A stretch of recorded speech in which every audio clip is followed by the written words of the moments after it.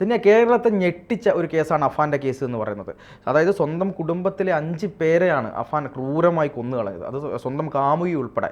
അപ്പോൾ ആ കേസുമായി ബന്ധപ്പെട്ട് ട്രീറ്റ്മെൻറ്റിലായിരുന്ന അഫാൻ ഇന്ന് ഈ പറയുന്നത് പോലെ പോലീസിൻ്റെ കസ്റ്റഡിയിലേക്ക് പോവുകയാണ്. അമ്മയ്ക്ക് അവസാനമായി ഒരു കോൾ വന്നിരിക്കുന്നു, ക്ഷമിക്കൂ എന്ന് പറഞ്ഞുകൊണ്ട്. ഇതാണ് അവസാനമായിട്ട് നമുക്ക് കിട്ടുന്ന അപ്ഡേറ്റ് എന്ന് പറയുന്നത്. പക്ഷേ ഇപ്പോഴും ആളുകൾക്ക് വിശ്വാസമായിട്ടില്ല. ഇയാൾക്ക് മാനസിക പ്രയാസമില്ല, ബുദ്ധിമുട്ടുകളൊന്നും ഇല്ല എന്ന് പറയുന്നു. പിന്നെ എന്തിനു വേണ്ടി വെറും ഒരു കടത്തിൻ്റെ പുറത്ത് മാത്രം ഒരാൾ സ്വന്തം കുടുംബത്തിലെ ആളെ എന്തിന് കൊല്ലണം എന്നാണ് ആളുകൾ ചോദിക്കുന്നത്. ഇപ്പോൾ 15 ലക്ഷമോ 60 ലക്ഷമോ കടം ഉണ്ടാവട്ടെ, 60 ലക്ഷം കടമില്ല എന്ന് ഓൾറെഡി പുറത്തു വന്നു കഴിഞ്ഞു.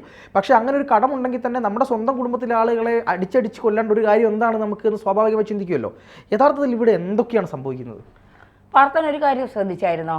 ഇതിൽ ഇപ്പോൾ ഒരു കൊലപാതകം നടത്താൻ നമ്മൾ തീരുമാനിക്കുമ്പോൾ ഒരു ആസൂത്രണവും ഇല്ലാത്ത ഒരാളാണ് ഒരു കൊലപാതകം നടത്തുന്നതെങ്കിൽ നമ്മൾ എന്താണ് ചെയ്യുക? അപ്പോൾ കാണുന്ന ഒരു വെട്ടുകത്തിയോ, ഇപ്പോൾ ചെന്താമരയൊക്കെ ചെയ്തതുപോലെ ഒരു വെട്ടുകത്തി വാങ്ങി മൂർച്ച കൂട്ടി വെച്ചിരുന്നു, ക്രൂരമായി ഉപദ്രവിച്ച് കൊല്ലുന്നു. നമ്മളിപ്പോൾ ചിന്തിച്ചാൽ നമ്മൾ ചെയ്യുന്നത് എന്താണ്?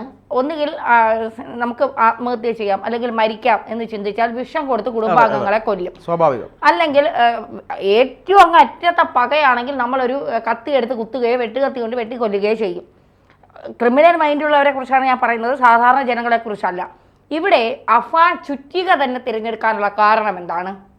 അപ്പോൾ പലരും ചോദിക്കുന്നു, അഫാൻ എന്ന പേരാണോ നിങ്ങൾക്ക് പ്രശ്നം? അല്ല, അഫാനായാലും അമീറായാലും അനന്തു ആയാലും അക്ബർ ആയാലും ഒക്കെ നമുക്ക് ഒരു പ്രശ്നവുമില്ല. പ്രശ്നം കൊടും കുറ്റവാളി ആയതെങ്ങനെ, ഇയാൾക്ക് എവിടെ നിന്നാണ് പരിശീലനം ലഭിച്ചത്, അത് നിരന്തരം ചോദിച്ചുകൊണ്ടിരിക്കും. കാരണം അതിന് ഏറ്റവും പ്രധാനപ്പെട്ട കാരണം ആ ചുറ്റികയാണ്. ഇയാൾ എന്തിനാണ് ആ ചുറ്റിക തിരഞ്ഞെടുത്തത്? ഈ പോപ്പുലർ ഫ്രണ്ട് പോലെയുള്ള ചില തീവ്രവാദ സംഘടനകൾ ഉപയോഗിക്കുന്ന കൊലപാതക രീതിയാണ് ഇയാൾ ഈ കൊലപാതകത്തിൽ, അതായത് ഭാര്യയാകാൻ പോകുന്ന പെൺകുട്ടി, അനിയനെ, അമ്മയെ, ഉമ്മുമ്മയെ, വലിയപ്പായെ, വലിയമ്മയെ ഒക്കെ കൊല്ലാൻ ഉപയോഗിച്ചിരിക്കുന്നത് പോപ്പുലർ ഫ്രണ്ട് ചെയ്യുന്ന അതേ രീതിയാണ്. ആലപ്പുഴയിൽ രഞ്ജിത്ത് ശ്രീനിവാസൻ എന്ന് പറയുന്ന ഒരു അഭിഭാഷകനെ അതിക്രൂരമായി ആദ്യം ചുറ്റിക്കൊണ്ടടിക്കുന്നു, പിന്നീട് മകുടം അതുകൊണ്ടടിക്കുന്നു. മകുടം എന്നല്ല അല്ലേ അതിൻ്റെ പേര്? മകുടം കൊണ്ട് അടിക്കുന്നു.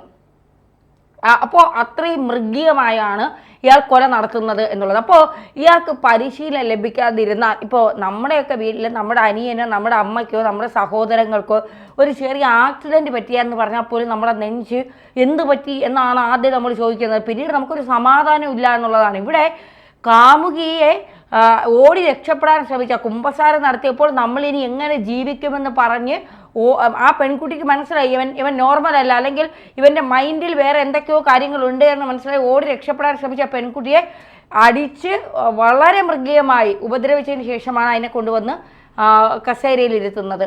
അതുപോലെ തന്നെയാണ് ഇക്ക എന്ന് വിളിച്ച് തീരുന്നതിന് മുന്നേ അനിയനെ ഉപദ്രവിച്ച് കൊന്ന് അതിനെയും തീർക്കുന്നു. അമ്മ മരിച്ചു എന്നാണ് വിചാരിച്ചത്. പക്ഷേ ഇവിടെ അമ്മയും ഇല്ലത്തിയാണോ, അല്ലെങ്കിൽ അമ്മയ്ക്കും ഇതിൽ പങ്കുണ്ടോ എന്ന് അന്വേഷിക്കേണ്ടിയിരിക്കുന്നു. ബാക്കിയുള്ളവരെയൊക്കെ മൃഗീയമായി ഉപദ്രവിച്ച് കൊന്നു എന്ന് ഉറപ്പുവരുത്തിയതിന് ശേഷമാണ് ഇയാൾ അവിടെ വിട്ടിറങ്ങുന്നത്. പക്ഷേ ഉമ്മയുടെ കാര്യത്തിൽ മാത്രം ഇയാൾ എന്ത് അങ്ങനെ തീരുമാനിക്കാത്തത് എന്നുള്ളൊരു ചോദ്യമുണ്ട്. ഉമ്മ മരിച്ചു എന്ന് ആദ്യം കരുതി, പിന്നീട് വന്നപ്പോൾ മരിച്ചില്ല എന്ന് കരുതിയാണ് ഇയാൾ വീണ്ടും ചുറ്റിക്കൊണ്ട് അടിക്കുന്നതെന്ന് പറയുന്നു. ഉമ്മ പറയുന്നു ഞാൻ കട്ടിലിൽ നിന്ന് വീണതാണ് എന്ന്. പൊരുത്തക്കേടുകൾ ഒരുപാടുണ്ട് ഈ കേസിൽ.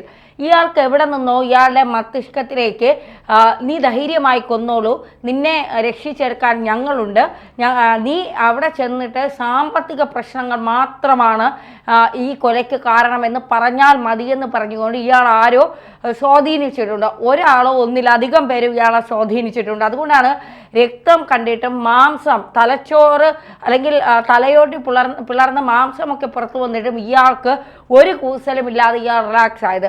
ഈ തലേ ദിവസം ഈ ഉമ്മ ഷെമിക്കൊരു കോള് വന്നു എന്നാണ് പറയുന്നത്. ആ കോളാണ് ഈ മരണത്തിലേക്കൊക്കെ നയിച്ചത് എന്നാണ് പറയുന്നത്.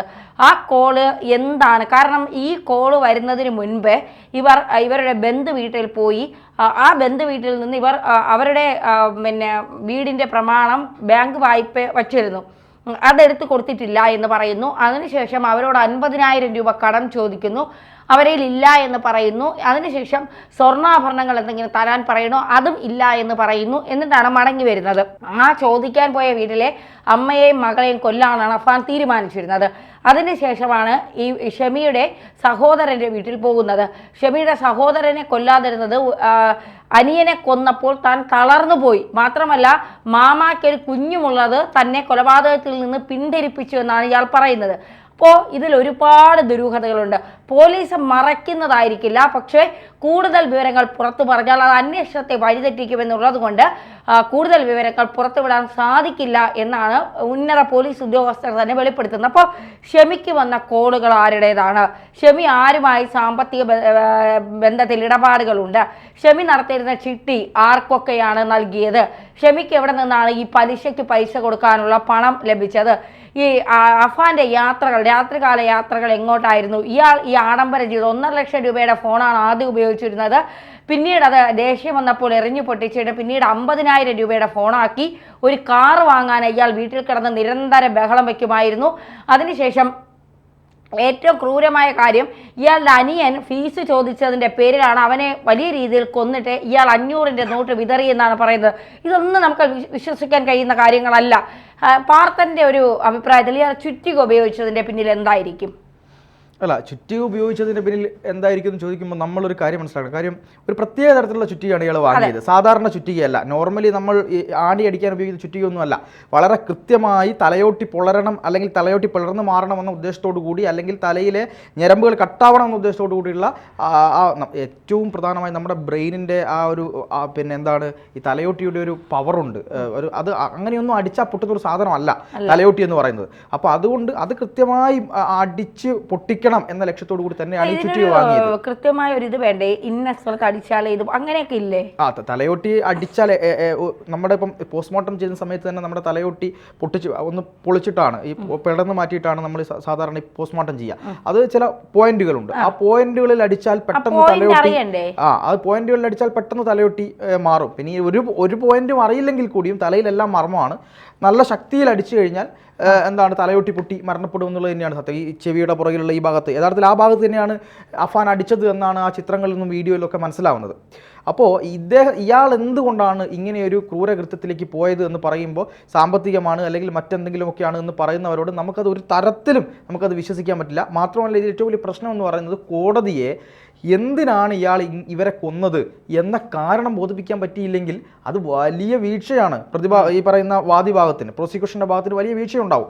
കാരണം കൊന്നത് എന്തിനാണ് എന്ന് തെളിയിക്കാൻ കഴിയാതിരുന്നാൽ അതുപോലും പ്രതിക്ക് സംശയത്തിൻ്റെ ആനുകൂല്യം നൽകപ്പെടുന്നതിലേക്ക് കൊണ്ടുചെന്ന് എത്തിക്കുന്നതാണ് നിയമത്തിൻ്റെ വഴിക്ക് നമുക്ക് ചിന്തിക്കാൻ പറ്റുന്നത്. ഇതിൽ പോലീസിന് കൃത്യമായിട്ടൊരു ഒന്നുകിൽ പോലീസ് പുറത്തു വിടുന്നില്ല, അല്ലെങ്കിൽ ഇപ്പോൾ പോലീസ് പറയുന്നതനുസരിച്ച് പോലീസിനൊരു വ്യക്തത വരുന്നില്ല എന്തിനാണ് ഇയാൾ ഇത് ചെയ്തത്. ഇനി അതുമല്ലെങ്കിൽ ഈ പറയുന്നത് പോലെ ധന്യ പറഞ്ഞതുപോലെ ഈ ഭീകര സംഘടനകളുമായിട്ട് അല്ലെങ്കിൽ ഏതെങ്കിലും നിരോധിത സംഘടനകളുമായിട്ടൊക്കെ ഇയാൾക്ക് ബന്ധമുണ്ടായിരുന്നോ, ഏതെങ്കിലും തരത്തിൽ പരിശീലനം കിട്ടിയിരുന്നോ? അങ്ങനെ പരിശീലനം കിട്ടിയിട്ടുണ്ടെങ്കിൽ അതിപ്പോൾ ഈ കേസുമായി ബന്ധപ്പെട്ട് പുറത്തു പറഞ്ഞു കഴിഞ്ഞാൽ കേരളത്തിലെ ഒരു പ്രത്യേക വോട്ട് ബാങ്ക് രാഷ്ട്രീയം ഉണ്ടല്ലോ ഇപ്പോൾ കേരളത്തിൽ നടക്കുന്ന, ആ വോട്ട് ബാങ്ക് രാഷ്ട്രീയത്തിന് എന്തെങ്കിലും പ്രയാസം ഉണ്ടാകുമോ എന്നൊക്കെ എല്ലാം കണക്കുകൂട്ടലും കൂട്ടിയിട്ട് മാത്രമാണ് കേരളത്തിലെ ഗവൺമെൻറ് ആഭ്യന്തര വകുപ്പും ഒരു കാര്യം പുറത്തു വിടുകയുള്ളൂ. അപ്പോൾ അതുകൊണ്ട് അതൊക്കെ നമ്മൾ ശ്രദ്ധിക്കണമെന്ന് തന്നെയാണ്. രണ്ടാമത്തത്, ഏറ്റവും പ്രധാനപ്പെട്ട കാര്യം, തൻ്റെ ഏറ്റവും പ്രിയപ്പെട്ട ആളുകളെ ഇഞ്ചിഞ്ചായി തലയാടി മാക്സിമം എല്ലാവരെയും ഇയാൾ അടിച്ചിട്ടാണ് കൊല്ലുന്നത്. അത് തലക്കടിച്ചും ആ മർമ്മസ്ഥാനത്തും അടിച്ചാണ് ഇയാൾ കൊല്ലുന്നത്. വെട്ടിയോ കുത്തിയോ ഒന്നും അല്ല കൊല്ലുന്നത്. അപ്പോൾ അങ്ങനെ കൊല്ലുമ്പോൾ ഈ എത്ര ആളുകളെ കൊന്നു കഴിഞ്ഞിട്ട് സുഖമായിട്ട് പോയിട്ട് കുളിക്കുന്നു, വസ്ത്രം മാറുന്നു, എന്നിട്ട് പിന്നെ പോലീസ് സ്റ്റേഷനിൽ പോയിട്ട് കീഴടങ്ങുന്നു. ഞാൻ ചോദിക്കുന്ന ഒറ്റ ചോദ്യം, ഇയാളുടെ സാമ്പത്തിക പ്രശ്നം, ഇത്രയും ആളുകളെ കൊന്ന് ഇയാൾ പോലീസ് സ്റ്റേഷനിൽ പോയി കീഴടങ്ങിയാൽ ഈ സാമ്പത്തിക പ്രശ്നം മാറുമോ? ഇനി പോലീസുകാർ കൊടുക്കുമോ പൈസ? ശരി, നീ ഇത്രയാളെ കൊന്നു വന്നതല്ലേ, ഞങ്ങൾ നിങ്ങളെ സഹായിക്കാം എന്ന് പറഞ്ഞുകൊണ്ട് പൈസ കൊടുക്കുമോ? എനിക്കറിയില്ല. ഇയാൾക്ക് എന്താണ് ഇതുകൊണ്ട് കിട്ടിയ ഗുണമെന്ന് എനിക്കറിയില്ല. അപ്പോൾ അതുകൊണ്ട് തന്നെയാണ് നമ്മൾ സംശയിക്കുന്നത് ഇത് കൃത്യമായിട്ട് എന്തോ ഒരു കാരണം ഇതിൽ പറയുന്ന, ഒന്നുകിൽ ഈ മതതീവ്രവാദ സംഘടനകൾ, അല്ലെങ്കിൽ നമ്മൾ ഉദ്ദേശിക്കുന്ന പോലെ വല്ല സത്താൻ സേവയോ അഭിചാരമോ അങ്ങനെ ഏതോ ഒരു കാര്യം ഇതിൻ്റെ പുറകിൽ പ്രവർത്തിച്ചിട്ടുണ്ട്.